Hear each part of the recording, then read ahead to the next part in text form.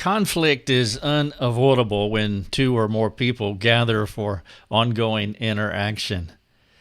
Agreeing on everything is not possible, nor should it be demanded.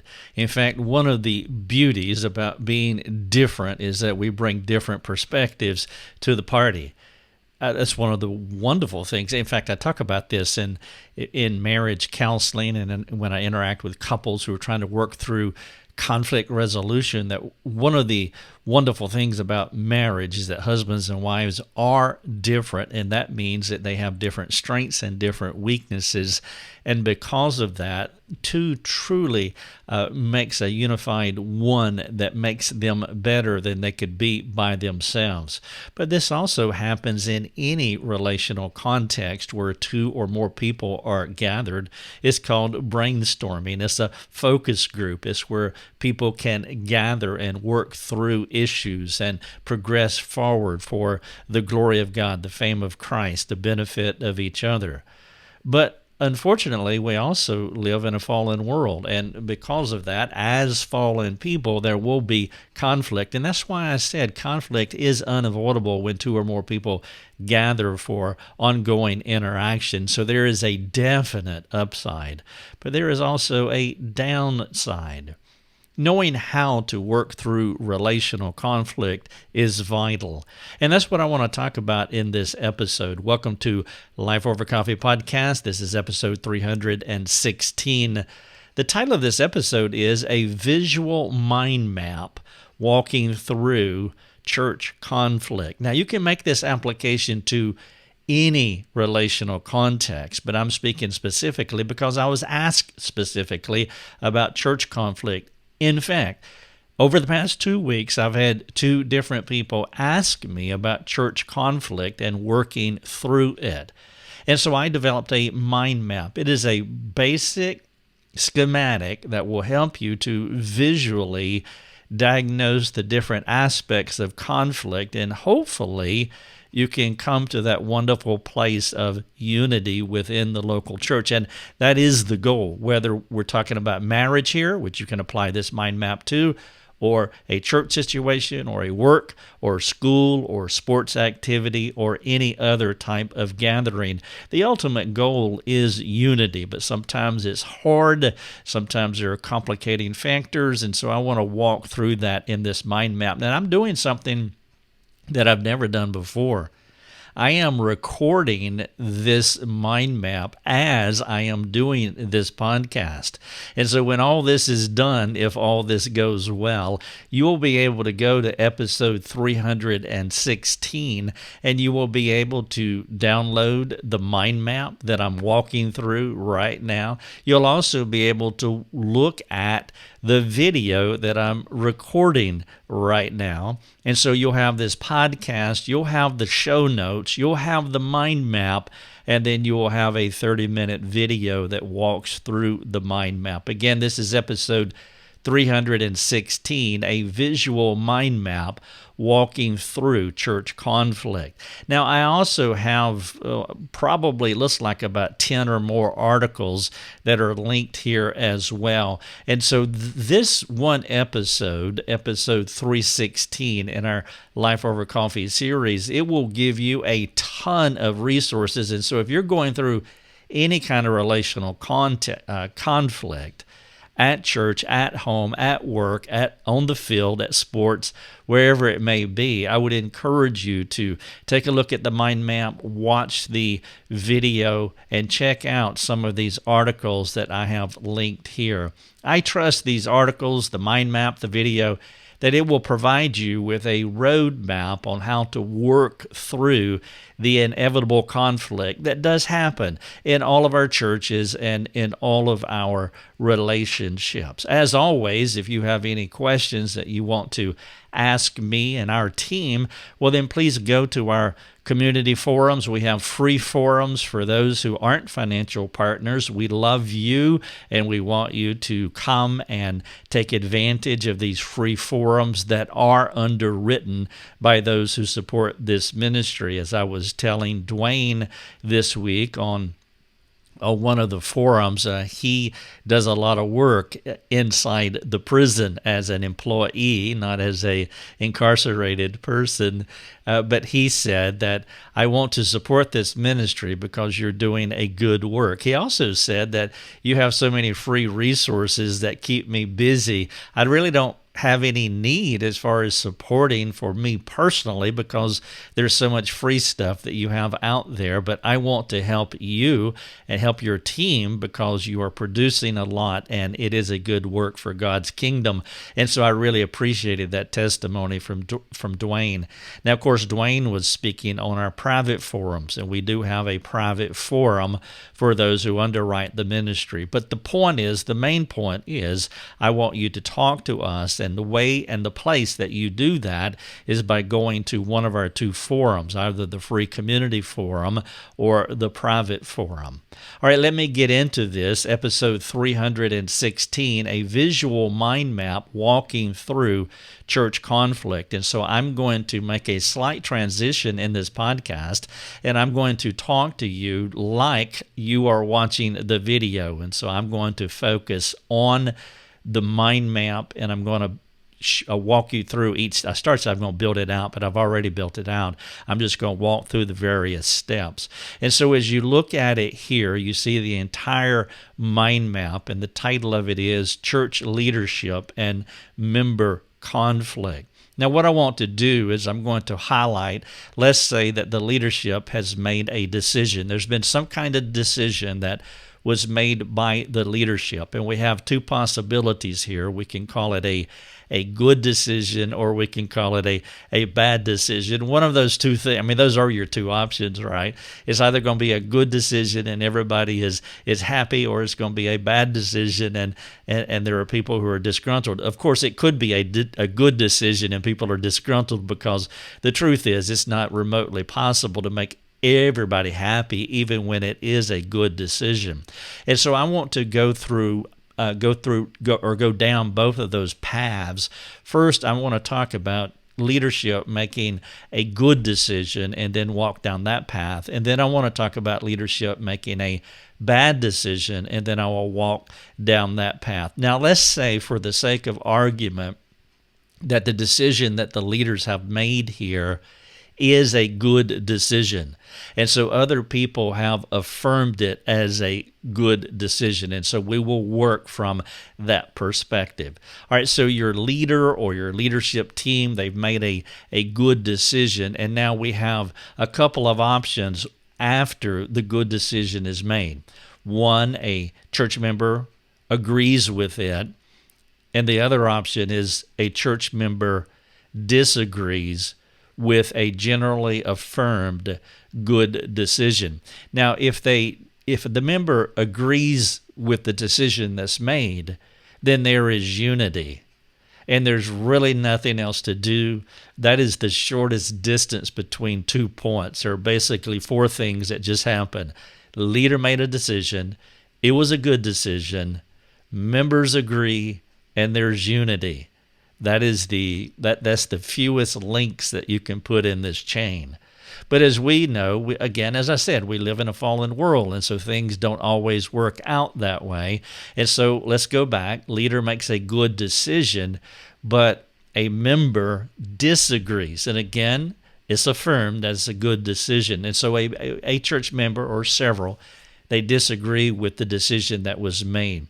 If they disagree, there's a potential that the church member will start grumbling or complaining or gossiping.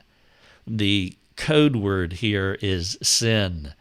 The church member is disagreeing, and now they are sinning through grumbling, complaining, and gossiping, and that does happen. Now, if it does happen, one of the things that you do want to consider is that you want to overlook it if you can.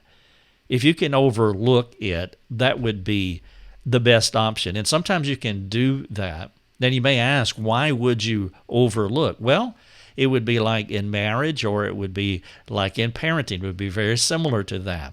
You really have to factor in what is your ultimate goal with your spouse, with your child, with your church member. If you are a leader and you're potentially thinking about overlooking something, Well, the ultimate goal is for them to be Christ-like, as it is for you, for us to continue to be evolving into the person and work of Jesus Christ.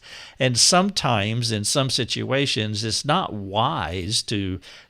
So in parenting, I talk about it as nickeling and diming your child, always pointing out what they do wrong. There are some things that you can legitimately overlook because you have a goal in mind, and it's just not helpful at this point in this child's life to bring that up. So you overlook it, and that can be a wise strategy in your parenting of the child. Now, one of the ways that you can determine if you're going to overlook something that happened that the child did is that you're looking at the trajectory of the child, or you're looking at the trajectory of this church member. Is this church member, do they have a good heart, and they have a pattern of being faithful and being submissive and being humble and being teachable?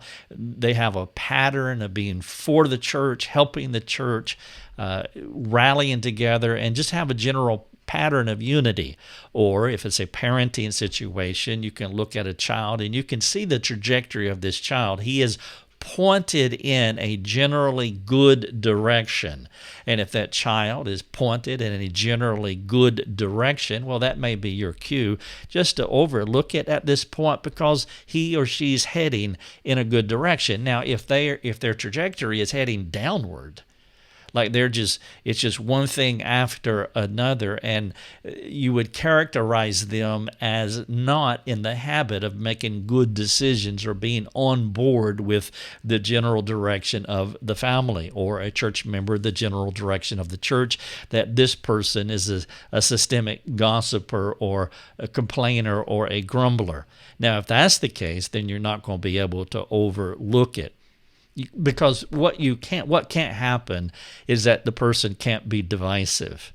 And so you can overlook it, but it can't be divisive. Now, if a person's general trajectory is positive and for the church and general unity, then they're probably not going to be divisive. They're just frustrated over this one situation, and this is going to pass, and it's going to pass soon. However, if this church member continues to grumble, complain, and gossip, and they have a general trajectory that tends to lean in that direction, then you're going to have to confront the disagreeable church member. You really don't have any choice, because there can't be a hairline fracture, a hairline crack in the body of Christ. If a child is generally disruptive, that their trajectory is disruptiveness and causing difficulty, then you can't overlook that, because it will divide the entire family and it will create factions in the church. Remember, the goal is unity. And so what we have here is the leadership makes a decision. It's a good decision. Members agree, there's unity. That's the shortest distance. But then you have a member who disagrees, and they grumble, complain, and gossip. Perhaps you overlook it, and the goal is, or what you can't have, is the ongoing divisiveness in the church. And if there is, then you have to confront the disagreeable church member. Now, I have an article here titled How to Help a Person Get Right with God. Basically, it is a template on church discipline, church restoration. And I would encourage you to read this article and listen to that podcast, because if you get to the place of where you have to confront a disagreeable church member, well, then that template, this article, How to Help a Person Get Right with God, and again, it's linked here in these show notes of episode 316. Read that, listen to the podcast, because it will help you at this point of confrontation. All right, so I've been talking about a leadership decision, and it's been a good decision. Now, let's take the adverse opportunity that we have. It's a bad decision. And for the sake of this podcast and the video that I'm doing here, do others affirm it's a bad decision? And we're going to say that others do affirm. Leaders have made a decision, and it's a bad decision. Now, once that happens, you have three considerations that you want to think about before you go any farther. One is the bad decision, is it pertaining to the gospel? And I'll talk about that in a moment. And 2 is the bad decision, talking about doctrine. And then number 3 is the bad decision, talking about secondary issues. You see, when a church leader or leadership make a bad decision, you'll find it typically falling in one of these 3 categories: gospel, doctrine, a secondary issue. And so let's take gospel first. It's a bad decision, and it has everything to do with the gospel. Now, I am talking about the gospel here in a tight sense of Galatians 1, where legalism, where we're adding to the gospel, where it's not by grace you are saved, and that would be a corruption of the gospel. And so I'm talking about the gospel in that sense. And if a leader makes a decision where they are taking the church out of line with the gospel, as Paul talked about in Galatians, being in line with the gospel. If the leadership is taking the church out of line with the gospel, then you want to confront the leader. You have to confront the leader. In fact, you would use the same template that I have here, How to Help a Person Get Right with God, this church discipline article that I mentioned earlier. You confront the leader, and the goal is unity, and you hope that it will not be church discipline, but it will be church restoration, and the leader will get back in line with the gospel. And so that's if they're corrupting, adulterating the gospel. The second area here is doctrine. Now, in doctrine, that breaks off into 2 different categories. It can be a primary doctrine, like justification, for example, and I realize that if they're corrupting justification, they're probably corrupting the gospel, but there are some doctrines that you really don't want to, you don't want to mess up, okay? You don't want to adulterate doctrines where they do believe, for by grace you are saved, and there's an element of where justification can be corrupted as a doctrine, but not corrupting the gospel, in the sense that in some churches, like a legalistic church, they will believe theologically, for by grace are you saved and not by works, as we see what Paul's saying in Ephesians 2. However, functionally, practically, they will have sanctification in front of justification, meaning my works keep me justified. My works keep me right with God. And so they will talk out of both sides of their mouths. Theologically, they have a pure gospel, but functionally, practically, because of their legalism, they will swap justification and sanctification around, where sanctification leads to justification rather than your sanctification flowing out of justification. And so in this second category of doctrine, they can be out of line on some primary doctrines, but still be right with the gospel. And if they are wrong on primary doctrines, then you want to confront the leader. I mean, if it is truly affirmed that this is a doctrine that is generally agreed upon by most people within evangelicalism, for example, and the leader is swerving off of these doctrines, then you want to confront. You want to confront the leader. Now, another illustration of this would be Wayne Grudem's perspective on 1 Corinthians 7, where he has created a third category for divorce. And in that situation, in my view, he needs to be confronted because his argument for that is weak, and those who follow that argument is weak too. And so that would be an area where a person, in my view, is eisegetically reading into Scripture and creating a pathway to divorce, which you can't come to in that verse in 7:15, which he does. And so in that instance, I trust that people have confronted him, and I wish that he would change his perspective. But if it's in the local church, if he were a pastor in my local church, I would have a significant problem with that, and I would be confronting him on that issue, just to give you an illustration. And so the leader has made a bad decision. If it's the gospel, boom, you got to confront. You cannot mess with the gospel. Paul was very adamant and strong. He used strong language in Galatians 1.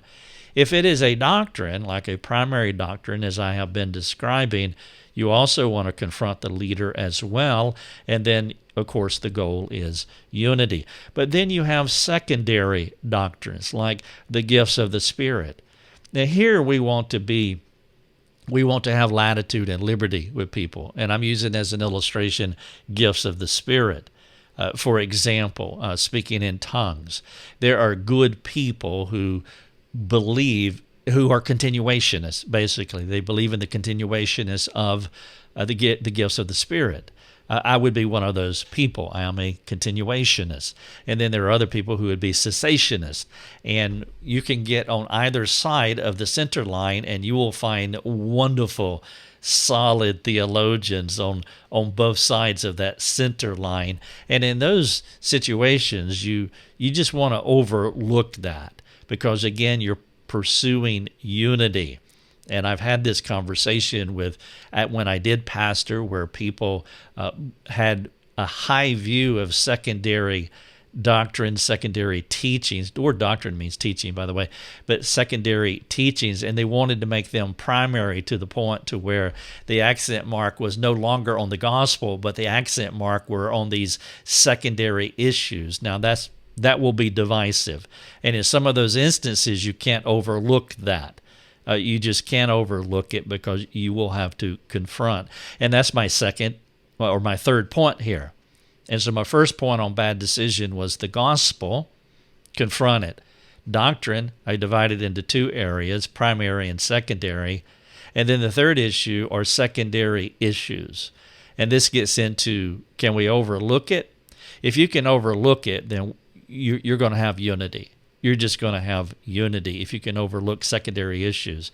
Now, secondary issues here, I'm not talking about secondary issues as far as doctrine. I'm talking about secondary issues that don't fall under the heading of doctrine, like drums, for example, or women wearing pants, or the type of music that you play, or the 10 million other things that are secondary issues that aren't doctrine. The Bible doesn't teach at all, but there are things that we can really get riled up over. And under secondary issues, the church is going from a conservative traditional service to a contemporary service, and church people believe that's a bad decision. That's really a secondary issue. And it would be better if the church folks just overlooked that and they pursued unity on secondary issues that aren't doctrine.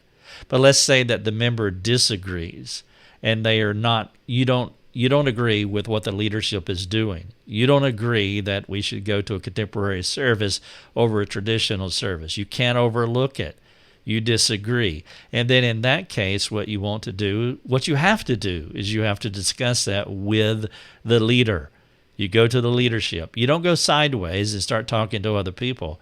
You don't go to people that you can influence who may be below you in the sense that you have some kind of influence over them. You don't go to them. You go to the leaders, and you talk to the leader or the leaders about something that you can't overlook, and it's a secondary issue. And you have three options at that point. You can agree to disagree. You can change your view. Or if it's really a conscience issue where you disagree, then you have a choice that you have to make. And so let's take a look at all three of those. If you agree to disagree, then, well, we're talking about unity here. Perhaps you can change your view. And if you change your view, then you will agree.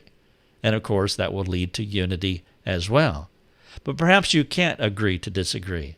Perhaps you're not going to change your view. Then it's a conscience issue for you. And if it's a conscience issue, then you need to think about maybe you need to leave, because if you're attending this local body and your conscience is pinging you every time you walk in the door, you're probably going to start sinning in some way, because it's at that level, even though it's a secondary issue, but it's at that level for you. You can't change your view. You can't agree to disagree. You may have to consider leaving so that the church can have unity. And so what we have here is the title of this podcast, episode 316, a visual mind map walking through church conflict. I just walked through a leadership decision. A good decision, affirmed by most everyone. A bad decision, affirmed by most everyone. The good decision is pretty easy. I mean, if the church people disagree on a good decision and they're sinning about it, you'll probably have to confront it. If it's a bad decision, you have to break it out into what kind of bad decision. Is it a gospel bad decision, a doctrinal bad decision? And then if it's doctrinal, is it primary doctrine or secondary doctrine? And then the third area is secondary issues. Is it a secondary issue that's not on the level of doctrine? The member should be able to overlook it. If the member can't overlook it and disagrees, then they discuss that with the leader. After you discuss it with the leader, you agree to disagree, or you change your view, or if it's a conscious issue, then you have a bigger decision that you have to make. I am walking through this mind map. I'm looking at it right now, and you're welcome to watch the video in this talk through that I have just done. Now, I want to bring up two more issues, and they're really identical. One talks about the leader, and the other one talks about the member. And so if it's a leader who has made a decision, that leader should be characterized by humility. And so if humility is characterizing the leader and there's a problem in the church, the first thing that the leader wants to do, if he's done wrong, he wants to confess anything that he has done wrong. And if that leader confesses if he has, I'm not saying he has, but if he has, he needs to confess that, and that will create unity. The leader also wants to overlook as much as he can. If he can do that, that will also create unity. But then there are times when the leader will have to confront the church member because there's no other way. He didn't do anything wrong. He can't overlook it. He has to confront. As he does this, he will follow the Matthew 18 template, and hopefully that will lead to restoration and lead to unity. But before you confess anything you did wrong, before you overlook anything, before you confront a church member, there has to be a prerequisite. The prerequisite has to be humility. And if humility is the foundation, then you will confess anything you've done wrong. You can possibly overlook whatever has happened. And if you do confront the church member, you will do so in all humility. Now, what I just laid out for you for the leader applies to the membership as well. The member must be characterized by humility. That has to be the foundation. And then what flows out of humility are the same three things. The church member will confess anything that he did wrong. The church member will overlook as much as he can. And then there may be a situation where the church member will have to confront the leader. And if the church member does, he will follow Matthew 18. What you're looking at here is a mind map. The title of the mind map is Church Leadership and Member Conflict.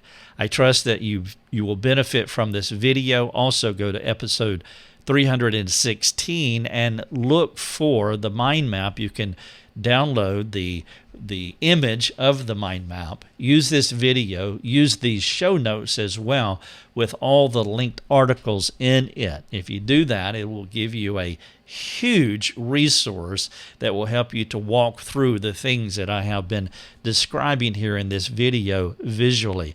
And as always, if you have any questions that you want to talk to us about, all you have to do is come to our ministry and let us know what those questions are, and we would love to serve you. Maybe you have a question on something else that has nothing to do with conflict, but it's another issue that you want to work through. That's what we do. And again, it would be our privilege to serve you that way. Do let me make a final appeal that if you benefit from Life Over Coffee podcast, we have moved all of our podcasts over. I'm no longer doing Your Daily Drive. I'm only doing Life Over Coffee. And so all of our podcasts are going into the same box. And so if you haven't written a review for Life Over Coffee, would you go on the platform that you listen to this podcast and would you write a review? That would be so helpful. It will help us to reach more people with the gospel.